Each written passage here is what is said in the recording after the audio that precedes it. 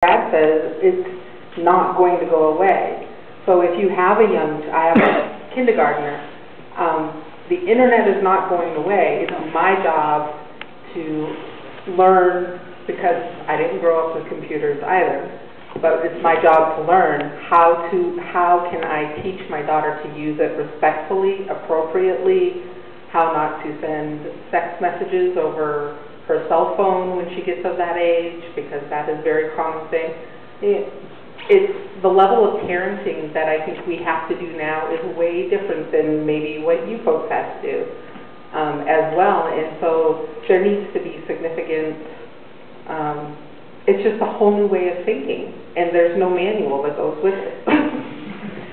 And I think that's part of the problem. I mean, you know, clearly you can't say that technology replaces ethics. That's just silly. What you can say is that technology changes the environment in such a way as to make some kinds of principles or rules less applicable. So, for example, I'm the 45-year-old recruiter at a company who goes on Facebook and sees the picture of you dancing on the table in your underwear that somebody shot with a cell phone when you didn't know that they were doing it. And I say, you clearly are not the kind of person my company wants. Well, of course, I did that when I was young, too. But nobody had cell phones. You will understand this is a hypothetical.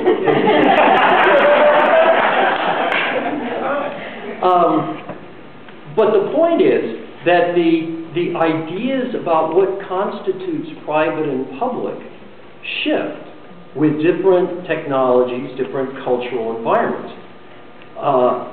And they always have. And I think that it becomes important not to let technology become an excuse for behavior that is otherwise unacceptable.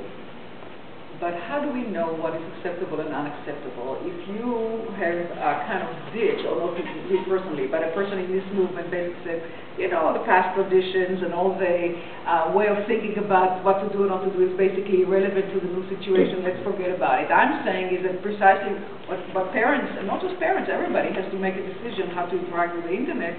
I'm saying that the only guide that we have are the traditions available to us, and the ethical, shall we say, the collective wisdom that we have generated over the centuries. And I don't think that it's irrelevant. I think it's very relevant. Just people don't utilize it, or don't use it. So I would like to see at least a conversation about the do's and don'ts of internet use. You know, but to avoid the situation with a girl who has to commit suicide because somebody dumps on her on the internet or on Facebook. Or don't blame the internet. Yeah, I don't see what the internet has to do with people acting badly towards each other. They always have. No. There's something really different. I think that the veil of how shall I put it, anonymity allows people to behave in a novel way, so I think that there is an ethical novelty in the internet which is different from other situations in life. And so one learns to apply the ethics to a new situation. The way to do that is not to pretend that the new situation doesn't exist. It's to understand what the implications of that are culturally and socially, and figure out how the ethics need to be adjusted to the new world. It doesn't mean the ethics are wrong. It doesn't mean you have no ethics. What it means is that when you have internet bullying, what you also have going on behind that is a differentiation of the self in various ways. And we haven't yet learned as a culture how to apply the appropriate ethics to all these situations. Yeah, that's a learning process. No, but I disagree with the notion that the fragmented self is the kind of self that we should, or dispersed self, however you want to call it, is the kind of self that we should endorse. I think that To say that something exists is not to endorse it. To say that slavery exists in Africa today is not to endorse it. That's false. That's bad reasoning.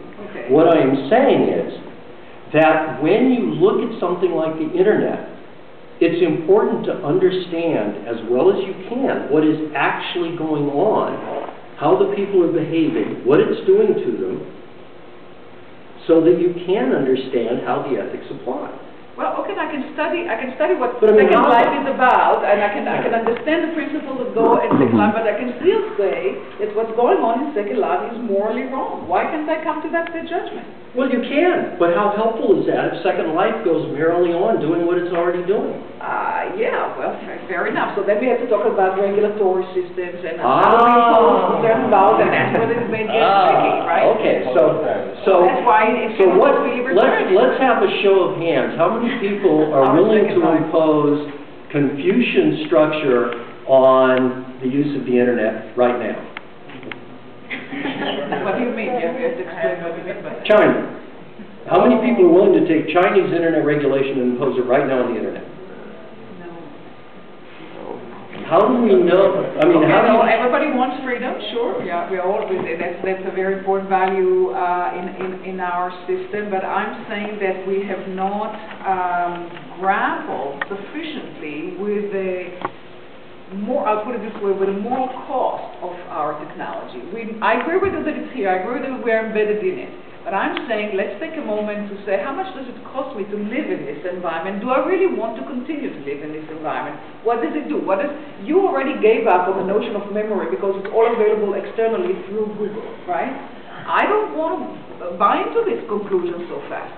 I don't think it's a good thing that what happens in the classroom is kids who remember nothing because everything is available through Wikipedia. I think that's a bad situation in our culture, not a good situation. So yes, I cannot get rid of Wikipedia, but I can still teach in a way other than the use of Wikipedia. And I can still insist on my students learning something not necessarily to memorize, but to understand certain principles for which the Wikipedia is not going to be helpful for them. I think that Wikipedia was a bad thing for our culture, not a good thing. And on that note, you need some better ending. Sadly, we're out of time. We can continue the talk on our way out. Thank you so much. Please join me in thanking our speakers.